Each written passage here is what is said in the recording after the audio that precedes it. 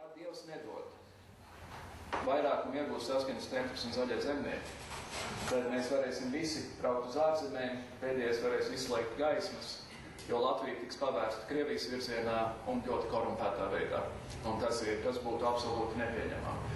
Protams, par visām šīm partijām ir pietiekami daudz jautājumu. Par vienotību ir tas pats jautājums, kas bija iepriekš. Vienotības iekšienē vēl joprojām notiek diezgan liela rīvēšanās, jo tajā ir gan salīdzinoši liberālā sabiedrība citai politikai, gan salīdzinoši nacionalistiskā pilsoniskā savienība un jaunais laiks, kas ir vienmēr gatavs peldēt kaut kur pa vidu.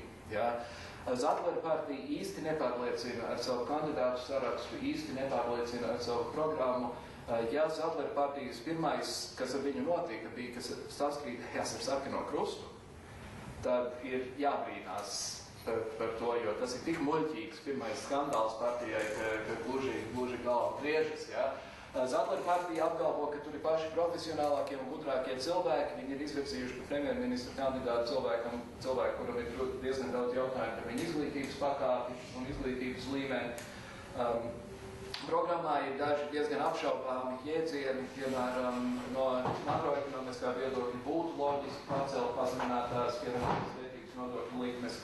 No sabiedrības viedokļa tas būtu pilnīgi graujoši, jo šīs pazeminātās likmes, protams, ir uz medikamentiem, uz malku, uz to, kas ir vajadzīgs Latvijas trūcīgākiem iedzīvotājiem. Un no vienas puses var teikt, ka jo ātrāk uzlabosies makroekonomiskā situācija, jo ātrāk uzlabosies arī visu iedzīvotāju dzīves standarts. No otras puses dzīves standarts pat labāk ir tik traks, cik viņš ir, un atņemt cilvēkiem iespēju ietaupīt kaut dažus santīmus ar malku un medicīnu, protams, liekas diezgan cietsirdīgi.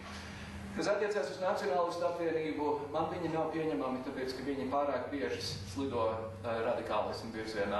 Tur ir tādi cilvēki kā Iesalnieks, piemēram, kurš ir rakstījis diezgan antisemītiskus tekstus, runādams par to, ka ir iespējama tāda lieta kā inteliģents antisemītisms. Nevar būt inteliģents antisemītisms, nevar būt inteliģenta aizsprieduma absolūti nekādā gadījumā. Un es piekrītu tam, ko Aivars Ozoliņš šodien rakstīja žurnālā, ir, ka visu Latvijai vadību vēl joprojām jūtas ērtāk ar lapām un karogiem nekā ar plakšķauru rokās.